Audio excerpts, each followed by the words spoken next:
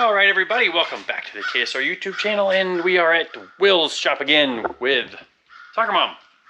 Going to be a little bit shorter video today because I'm going to be just kind of going through the process of measuring a drive shaft.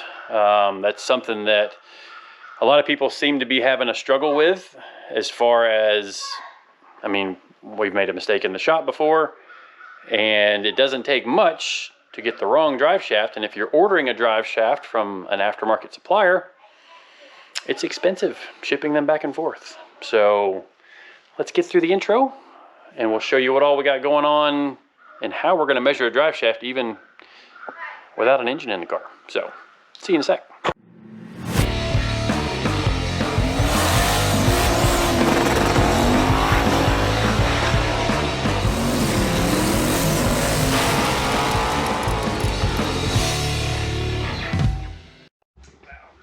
All right, so we got our new easy access overdrive transmission hole in the floor of the car.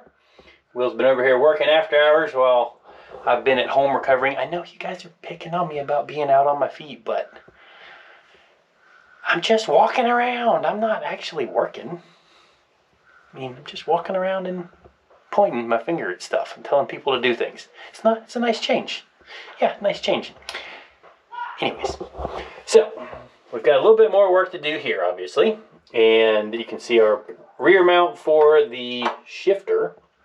The front mount was on that piece, and I think we're even going to trim this up a little bit further so that we create a little bit more space around the GearVendors, because I mean, in trying to plan for things, I would like to be able to remove the GearVendors easily in the car. So that's something we're trying to plan for there, but obviously it's mounted into the car. So let's go up in the air and I'll show you how to not measure for a drive shaft, and then we'll show you how to measure for a drive shaft. So hold on just a second while we run this thing up in the air. All right, well, now that we're up in the air, one nice thing about having a car with a mid plate in it is you can hang the transmission in the exact spot it's supposed to be at. So here's our old converter that is up for sale. Should be on the website soon, or I've actually had a few people send me emails about it through the shop email that it may already be sold. But we are selling both of our old converters that, you know, worked pretty well behind this combination. I would think we're probably like 1,500 horsepower or something like that, maybe even a little more. You could do the math on some online calculators to see if your car may also work well with that kind of converter. So 15 to 1,600 horsepower, 410 gear, and this converter seemed to work pretty good at 2,800 pounds and at 3,000 pounds when we had the weight in the car for last year. So, and both of our converters are very similar to each other as far as we actually have two of them for sale. So, but anyways, now that the GearVendors and everything is bolted up, and obviously Will's got it clear in the floor and everything. So what we don't want to do is measure this in the air, but we're gonna. And some suspension types change the length more than others, especially like the factory 4-link cars. When you're using the stock suspension location points, they change a lot. But with a leaf spring, I'm actually curious to see how this is going to happen, because if you think, you know, the rear end is attached there, and that's basically going to swing kind of in an arc, because the spring back here just gets longer as it gets compressed. So, you know, this is going to swing on a little bit of an arc, which will change the length. So when we're measuring, we basically want to measure at the very center point of the rear U-joint cup. You don't want to measure back here. You want to measure right to the center of where the U-joint is going to be, and then measure up to where, like, the center, say the center of the seal here. Like, basically we're going to touch the tape measure right there, right up against the seal, and then we're going to measure to the center point right there. And one extra thing I do just for, I measure this stick out as a separate measurement, and I tell we use PST Driveshafts for all of our drive shafts. I tell them that stick out just so they can factor that into their calculations, which stuff like this, I just leave in the hands of people that do it every day. A drive shaft's pretty simple, but they're gonna get it set up, they're gonna get it balanced, and then we should have it hopefully before the thing that fills that hole right there shows up. Because yeah, we don't have a motor. But I did get a picture of a crate today, so I'm assuming that that means the motor is on its way here, the engine. Okay. All right, Will, you want to measure this thing? And we'll log our 2 dimensions. So like, here, I'll hold this. You want? Yep, center. We'll do it out. Yep, right there. All right. And of course, the thing's right in the way.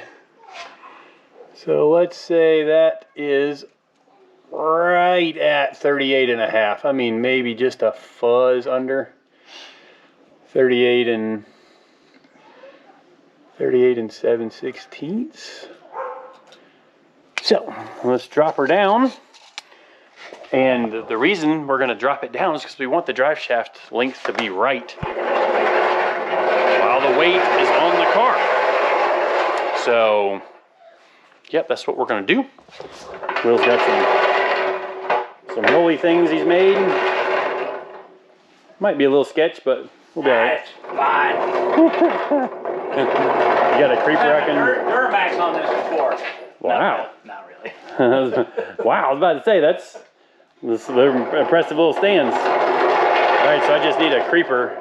All right, cool. Let's get this thing on the ground and show you that same measurement again. And we'll see if it changed. All right, so let's check and see what the measurement is now with the car on the ground. And even if it is the same, which I don't think it's going to be, even if it is the same, don't think that you can measure it in the air while the suspension is hanging. Don't think that you can measure that and send that dimension to your drive shaft manufacturer. So Will and I are going to try and work this out, which we're going to have to lay on the floor a little bit here. I think I'm going to steal the creeper and Will's going to slide under there in the dust. I thought about that as we were lowering it down and then forgot to say something about it. I got my old clothes on, so that's easy. All right, so we're going to do the same measurement again. Can we get on the creeper all right? Yeah. Hey, easy. Old and busted. Old and busted. It only gets better, trust me. Do what? It only gets better, trust me. Oh boy. Well, I see it rotated a little bit, so something moved. Yeah, I should have split that up. Boy. It looks pretty clean back to the under the transmission now, at least.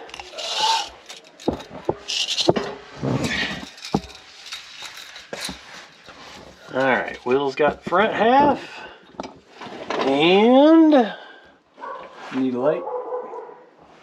nope, it's exactly the same. That's funny. Is it really? Yep. Well, that's something.